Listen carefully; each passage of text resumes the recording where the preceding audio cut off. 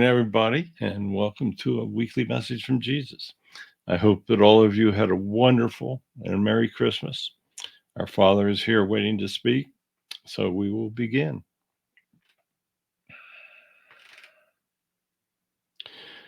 Hello, everyone.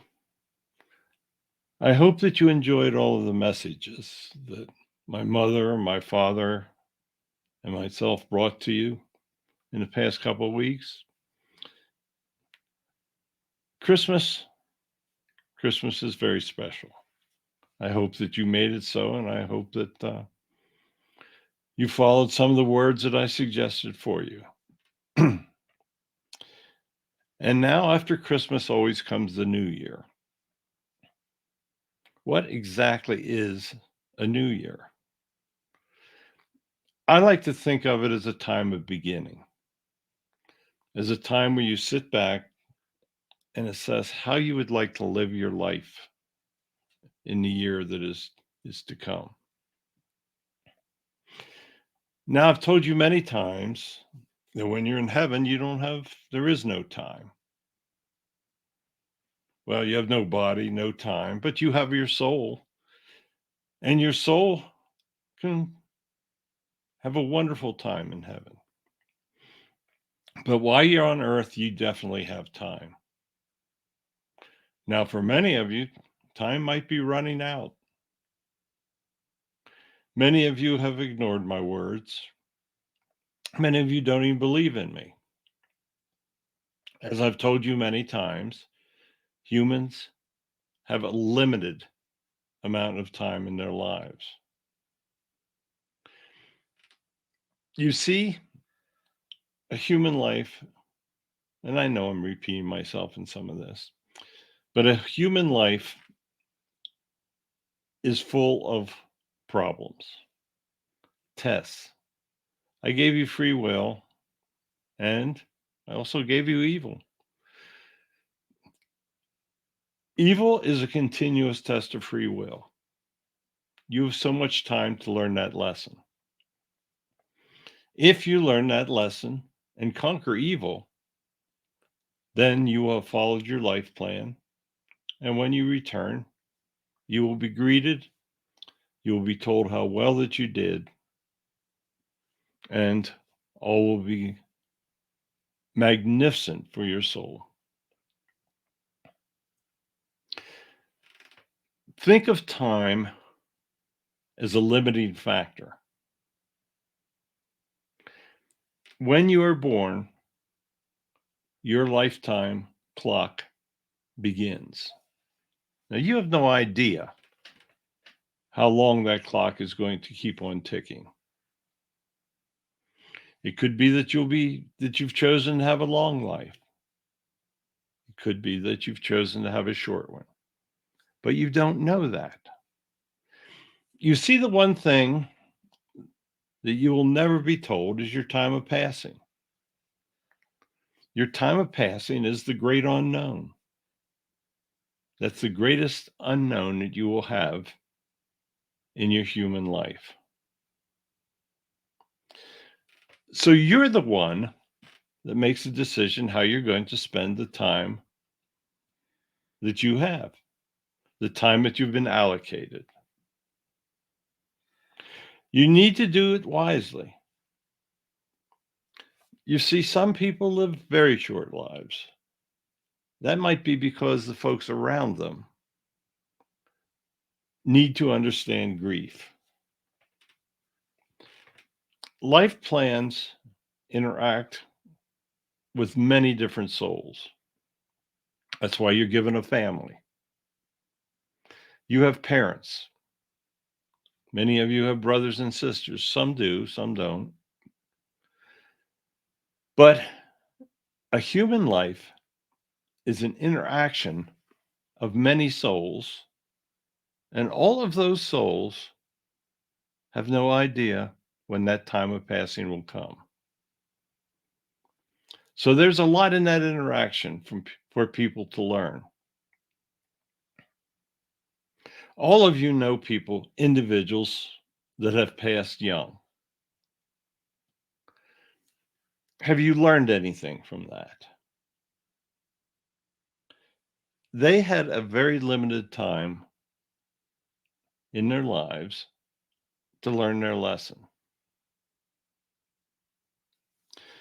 Now, all souls are given lifetimes, life plans, times of life. If an abortion is done upon that baby, you'll note I said baby, then you have cut that life plan short. And you have created a situation where that soul will have to go through another life plan, pick more parents. An abortion is a terrible, terrible thing. Most of you understand that, but there are many of you that don't. You see, an abortion ends that new beginning.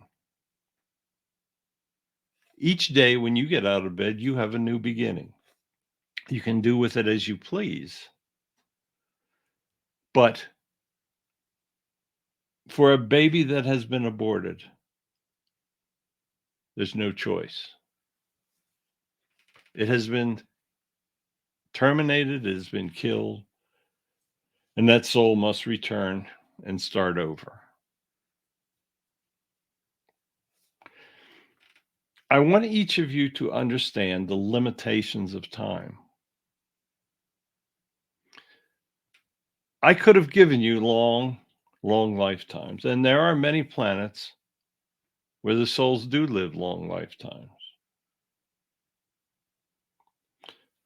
The alien soul that I sent to Barry to help assist giving him information had lived over 900 of your years. On his planet, they understand getting along. They understand that violence is a terrible thing, and they understand they have to help others. So I reward them with the many years of life. Humans haven't even started to learn those lessons yet. It seems as though the more technology that I give them, the less they learn. Many have used those technologies to hurt others. That was not my intent. That was your free will. You see, if you hadn't been involved in world wars, you would not have felt that the use of technology for great weapons was not required. Once evil individuals understood that terrible weapons existed, they wanted them because they wanted them to intimidate others. In the last resort, they would use them to kill others. That's how evil they are. As I think back, sometimes I believe that I should have maybe put limitations on evil as I watch what it does, how it hurts others. But I totally understand all of the effects of evil. People have got to learn on their own. That's the risk that souls take, the risk of not learning, the risk of not understanding a new beginning. I know that many of you are frustrated at how evil seems to be taking over. Each of you must do something about that. If people just sit back and allow evil, then the evil will engulf them. If people sit back and watch evil, perhaps watch the police come in and arrest your neighbor for no good reason, except maybe they spoke against the people that are in control, then you got two choices. You cannot speak against the people that are in control, or you'll suffer the same fate.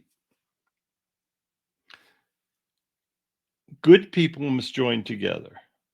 They must do all that they can to curtail the evil that is on the verge of taking over humanity.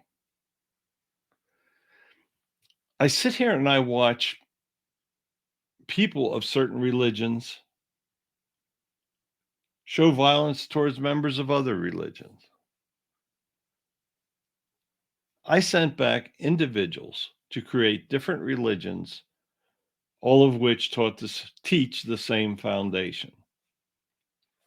They teach love and faith. And that's not just to be until you see somebody in another religion. It's to be at all times in your life. So the new year is a time of opportunity. That's how I want you to look at it. I want you to look at the new year as a time that you can do all in your power to eliminate evil. You see, if you ask, I will help you.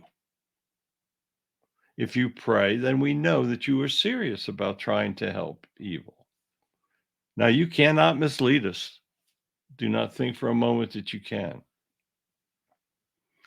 You can't tell us that you're going to follow me, that you're going to do what you can, and then go out and assist evil. You see, when you're not taking a stance for good, you're assisting evil. You're helping it. Evil individuals have got to understand that their path will be made much more difficult by those of you that believe in good and follow me. When you see individuals that are truly evil, you must do what you can to stop them. Organize. Join parties that will do good. Form political parties. No one is to say that there only has to be two parties. You're seeing how lousy that is for you. You have to bring good people into government. You have to drive bad people out of government. That's the only way that your country at this size that it is will succeed. It has to have people that respect the voters, that respect the poor, respect the unemployed, respect the homeless. No soul is sent back to be better than others. Souls are sent back to help others. So sit back, think about what you can do to make the best of the time that you have remaining. Treat each day like it's your last day. What would you do if you knew your time of passing was coming? You won't. But act as if you did know. Do as much to eliminate evil as you can. Do as much to help others, to show love. Guide the young. I keep saying that every week. We are losing the younger generations. They're being told I don't exist, and they're believing it. The young are the leaders of tomorrow. And if your schools are teaching atheism, you're in big, huge trouble. So thank you for listening. I enjoyed praying with those of you last week. I thought that I would give you a special treat, and I saw that many of you did participate into it. And I hope you enjoyed feeling my energies as you did so. Pray to us.